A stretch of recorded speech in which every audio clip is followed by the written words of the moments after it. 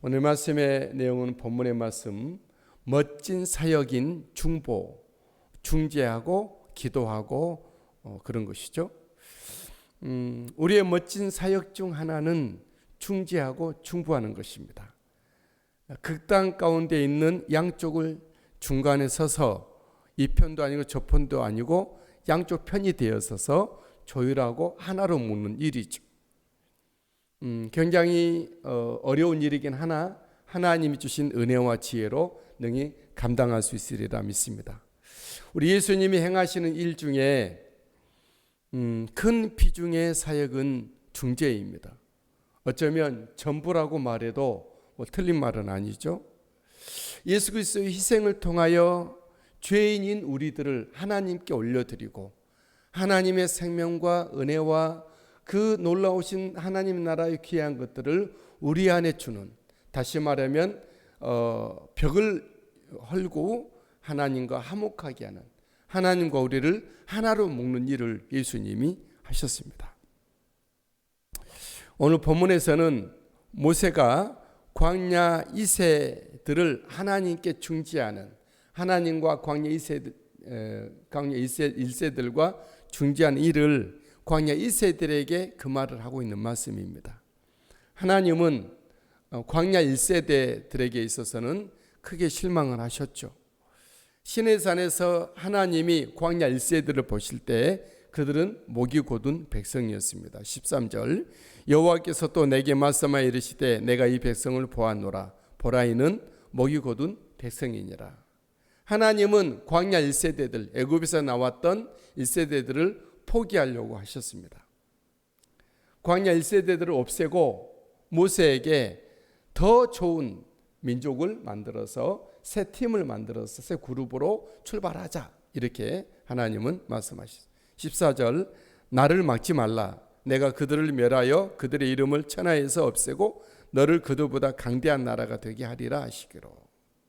이때는 광야 1세대들이 하나님의 큰 기적으로 애굽을 탈출하고 홍해를 건너고 이제 시내산에 이른 때였습니다. 이때는 모세가 시내산 꼭대기에 올라 40주야 금식하면서 하나님 앞에 나갔던 때입니다.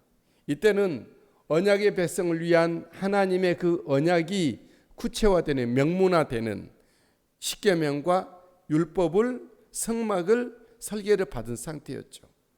이때는 이미 모세의 두 손에 하나님 주신 십계명 두 돌판이 들려진 상태였습니다. 15절 내가 돌이켜 산에서 내려오는데 산에는 불이 붙었고 언약의 두 돌판은 내 두 손에 있었느니라. 그럼에도 하나님은 광야 1세에 대해서 크게 실망하셨고 그들을 포기하고자 하셨습니다. 하나님은 왜 광야 1세대들을 포기하려고 하셨습니까? 이처럼 시내산까지 애굽을 탈출시키고 홍해를 건너고 시내산까지 이르게 하고 그들의 대표자 모세에게 거룩한 율법과 십계명과 성막을 주시는 이런 상황에서 하나님의 산은 불붙어서 이제 본격적으로 하나님의 나라의 일들을 하나님의 백성을 통해서 하시고자 하는 이런 출발점에 왜 하나님은 광야 1세대들을 포기하려 하셨을까요? 그것은 그들 안에 있는 우상 숭배 때문이었습니다. 모세가 볼 때에도 광야 1세대들은 금송아지를 만들어 우상 숭배하고 있었죠.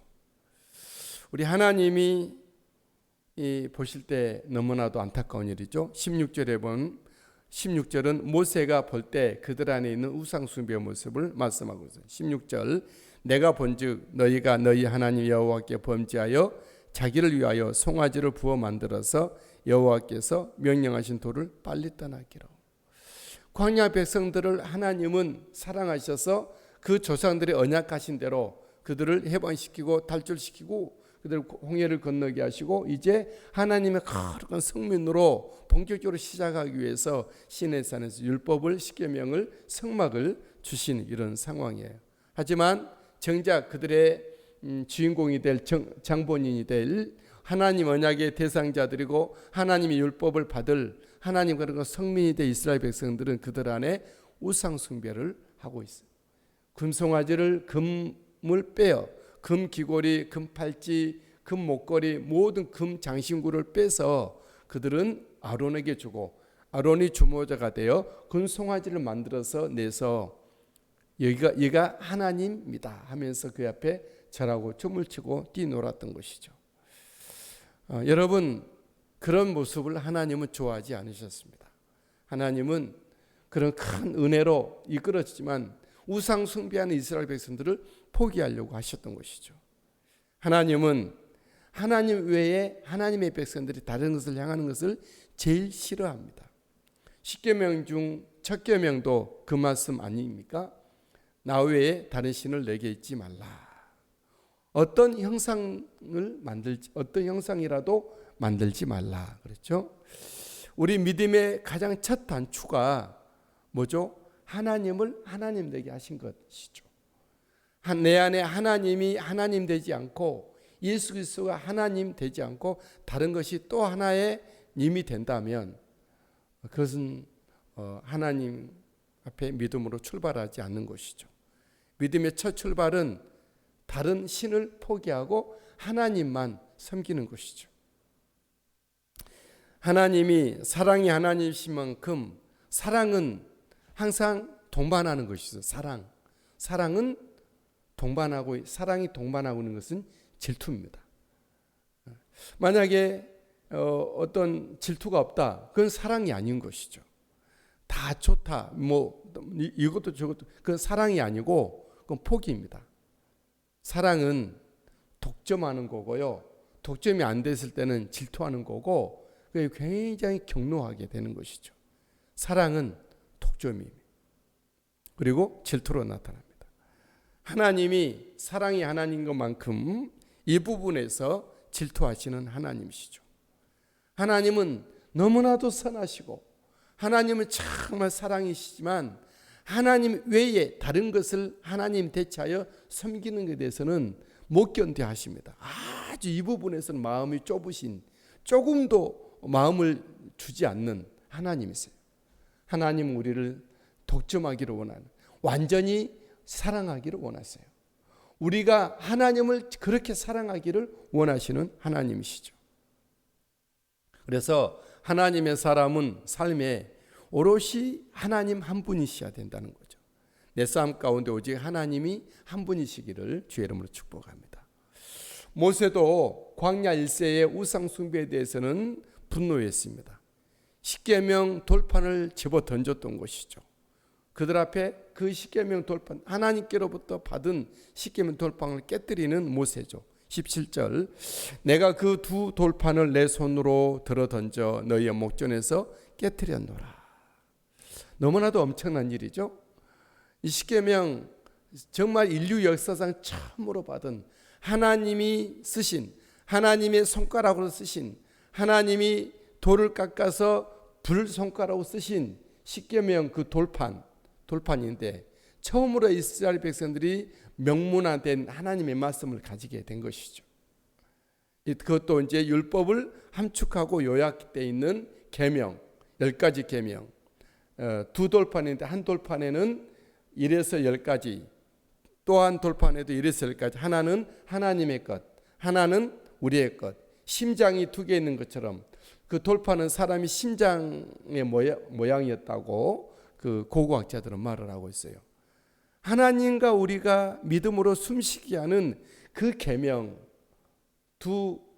그 돌판을 모세는 집어 던졌죠. 그들의 우상 숭배 때문이었습니다. 하나님의 사람이라면 누구든지 우상 숭배에 대해서는 용인하지 않고 적개심을, 의분을 가져야 될 줄 믿습니다. 오늘날 우리가 살아가는 이 세대 가운데서는 갖가지 형태로 우상 숭배가 자행되고 있는 것은 사실입니다. 또 다른 모습으로 변이를 거듭하면서 우상 숭배가 사람들 깊숙이 자행하고 있고 횡행하고 있는 것이 현실이죠. 사람들은 하나님보다 물질을 앞세웁니다. 우상 숭배죠. 예배보다 오락을 한달치, 여행을 한달치 누리는 이런 것들이 앞세우고 있습니다. 우상 숭배입니다. 예수님 없이 자기 자신의 힘으로 뭘 하려고 하는 이런 것도 다 우상 숭배죠. 우상 숭배 아니고 하나님을 섬긴다는 것은 뭘 말하죠? 나를 포기하고 하나님을 내 안에 그리스도를 모시는 것이죠. 내 주인이시고 나의 왕이시고. 우리 믿음에 선다는 것은 뭘 말하죠? 나의 기쁨이 세상 오락이 아니고 예수 그리스도 그분, 기도하는 것이 찬양하고 예배하고 사랑하고 축복하고 희생하고 헌신하고 봉사하는 것이 나의 기쁨이어야 된다는 것이죠. 우리가 믿음에 산다는 것은 어떤 물질보다도 하나님을 앞세우는 것을 말을 하죠. 여러분, 저와 여러분들은 우상 숭배에서 완전히 벗어나 우리 하나님 앞으로 나가는 우리가 되시게 되기를 주의 이름으로 축복합니다. 이어서 모세는 하나님과 광야 1세들 사이에서 중재를 하죠. 다시 40주야를 금식하며 엎드립니다. 18절. 그리고 우상 숭배로 크게 범죄한 광야 1세대들을 하나님께 올려드립니다. 18절 중간에 하반절에. 그리고 광야 1세대를 멸하려 하셨던 하나님 앞에 모세는 기도했고 하나님은 모세의 중재를 들으셨죠. 19절이죠. 우상 숭배에 가담했고 앞장을 섰던 아론을 위해서 중보하고 하나님이 들으셨죠. 20절. 모세는 그 금송아지, 금덩어리잖아요. 금으로 만들어진 금송아지를 불사르고 빻아서 시내에 뿌려 물에 떠내려 보냅니다. 우상 숭배로 드려졌던 건 완전한 잔재를 없애버리고 있는 모세의 모습이죠. 이 모습에서 모세는 정말 이스라엘 하나님의 백성들 안에는 어떤 우상 숭배의 조그만 것도 남기지 않고 싶어 했던 그런 모습을 봅니다. 여러분, 모세도 하나님의 분노대로 광야 1세들을 포기할 수가 있었어요. 하나님의 말씀이 뭐였습니까? 이 백성을 멸하고 더 좋은 민족을 너에게 주겠다. 강하고 좋은 민족 주겠다. 하지만 모세는 이 목이 곧고 노의 근성을 가진 저들보다 더 좋은 팀을 가지면 좋을 수도 있었습니다. 그렇지만 모세는 우상 숭배에 대해서 분노하나 광야 1세대들을 포기하지 않았습니다. 하나님 앞에 나가 중보하고 중재하며 구하면서 그들을 정말 하나님과 다시 하나 되게 묶는 일을 했던 것이죠. 모세의 중재에서 오늘날 지금도 나를 위해서 기도하고 계시는 중보하신 예수님을 봅니다. 예수 그리스도의 중보. 예수 그리스도는 나를 위하여 하나님 보좌 우편으로 가셨어요. 오늘 또 이 순간조차도 나를 위해서 변호하고 중보하고 중재하고 계신 예수님이에요. 지금도 예수님은 나를 위해서 기도하고 계시죠.